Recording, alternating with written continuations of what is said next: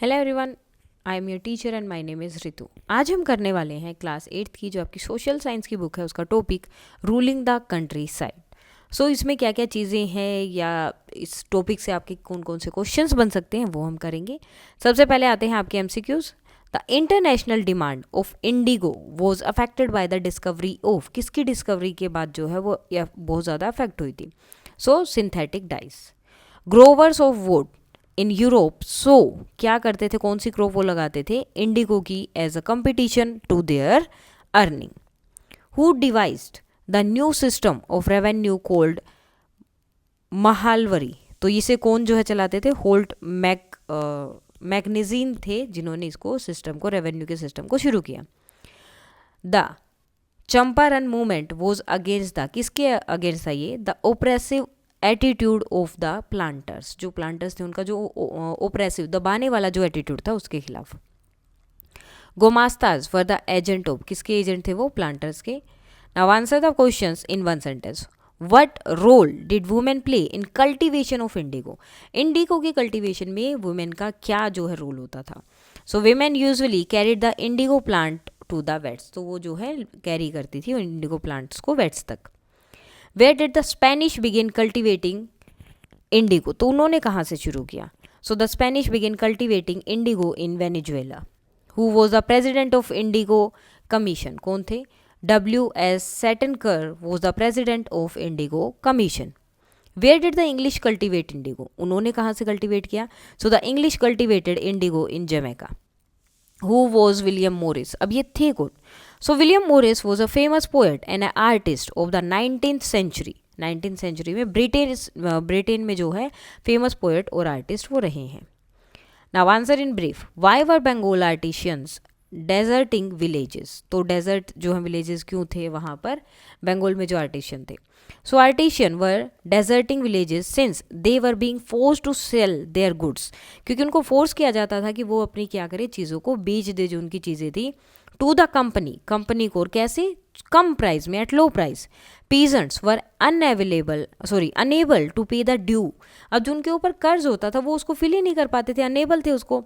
Date were being demanded from the them, अब वो क्योंकि वो उनका जो है कर्ज नहीं दे पा रहे थे, उनका जो टैक्स उन पे लगता था वो नहीं दे पा रहे थे, तो बोलते थे अपनी चीज़ें बेच दो और वो भी कम दाम में। वट वॉज नीज कल्टिवेशन, अब ये क्या है। So with in the system of knees cultivation the planter produced, अब प्लांटर क्या करते हैं, प्रोड्यूस करते हैं इंडिगो इन लैंड्स पे डैट ही डायरेक्टली कंट्रोल्ड, और उस लैंड पे पूरा कंट्रोल उन्हीं का है। ही आइदर बोट द लैंड, वो लैंड को खरीद लेते हैं, या रेंट करते हैं उसको फ्रॉम द जमींदार। एंड प्रोड्यूस्ड इंडिगो, और इंडिगो प्रोड्यूस करते हैं bye directly employing hired labours, अब लेबरर को वो क्या करते हैं, वहाँ पर हायर करते हैं और उनको वो काम दे देते हैं कि तुम्हें ये काम करना है, यानी कि लैंड उनका है लेकिन किसी और को पैसे देकर वो काम करवाते हैं। What problem did zamindar faced under the permanent settlement, अब जमींदारों को इसमें क्या दिक्कत हुई। So the revenue debt has been fixed वो सो हाई, अब जो रेवेन्यू वहाँ पर फिक्स किया गया वो बहुत हाई था, डेट द जमींदार फाउंड इट डिफिकल्ट टू पे, कि जमींदार के लिए भी बहुत डिफिकल्ट हो गया था उसको पे करना। Any one who fail to pay the revenue lost his zamindari, अगर कोई भी जो है अपने ड्यू या जो भी उनका रेवेन्यू है, पैसे वो नहीं भर पाते हैं, तो वो अपनी जमींदारी, यानी कि जो उनकी ज़मीन होगी या जो चीज़ें होंगी वो लूज़ कर देगा, वो सब इनसे छीन लिया जाएगा। न्यूमरस जमींदारीज वर सोल्ड ऑफ, इसी तरह जो बहुत सारी ज़मीन थी वो बेची गई of auctions organised by the company, और ऑक्शन करती थी फिर कंपनी, और जो उसको खरीद लेगा वो ज़मीन फिर उसकी, इस तरह से होता था। Why did the demand of Indian indigo increase, अब इंडियन इंडिगो की डिमांड जो इतनी ज़्यादा बढ़ी क्यों। So by the end of 18th century the demand of Indian indigo grew further, बहुत ज़्यादा बढ़ गई।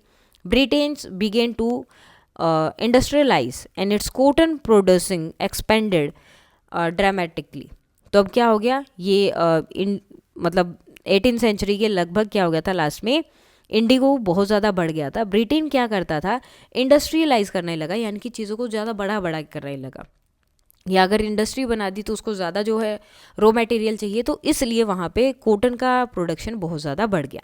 Creating an enormous new demands of cloth dye, जिसकी वजह से क्लोथ की डाई का एकदम से वो चीज़ भी बढ़ेगी, अब क्लोथ बढ़ रहे हैं तो उनकी डाई की वो भी बढ़ेगा, रिक्वायरमेंट भी बढ़ेगी, तो डिमांड उसकी ही बढ़ गई। While the demand for Indigo increase, अब इसकी डिमांड इंक्रीज हुई, its existing supplies from the West Indies and America collapsed over variety of reason. अब क्या हो गया, जहाँ से ये आते थे वेस्ट इंडीज़ और अमेरिका से ये इंडिगो की डाई आ रही थी, तो उसकी वजह से कुछ रीज़न से वो कोलैप्स हो गई कि इतना ज़्यादा मांगने लगी कि वो नहीं प्रोड्यूस कर पा रहे थे. Between 1783 and 89, the production of the indigo in the world fell by half. पहले जितना हो रहा था उसका लगभग आधा हो गया. Cloth dyers in Britain now desperately looked for a new source of Indigo supply. अब वहाँ पे जो ब्रिटेन में जो डायर थे, जो डाई करते थे कपड़ों को, वो वेट करने लगे कि इंडिगो की सप्लाई के लिए उन्हें कोई ना कोई मिल जाए. What was the blue rebellion? अब ये क्या था? So in March 1859, thousands of roads in Bengal refused to grow indigo. अब बहुत सारे लोगों ने मना कर दिया कि हम इंडिगो ग्रो नहीं करेंगे.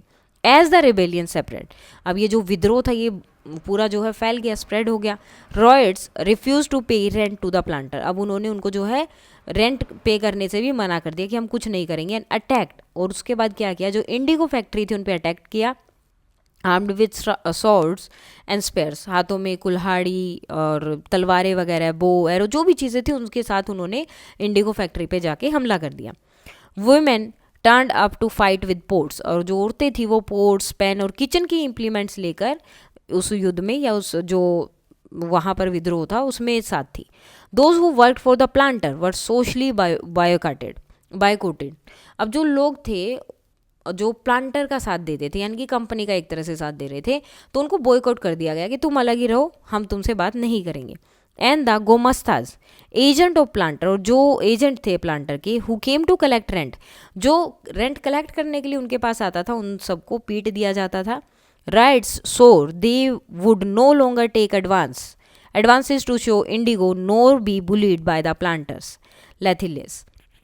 सो वहाँ पर उन्होंने क्या बोला, जो विद्रोहीज थे उन्होंने बोला कि अब ना तो हमें कोई एडवांस चाहिए, ना हम इंडिगो उगाएंगे, और ना ही हमें जो है कोई अभी आके इस तरह से मारपीट कर सकता है या बुली कर सकता है.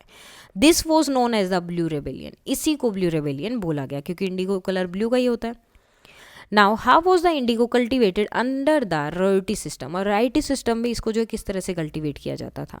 सो under the royalty system the planter force the ryots to sign a contract.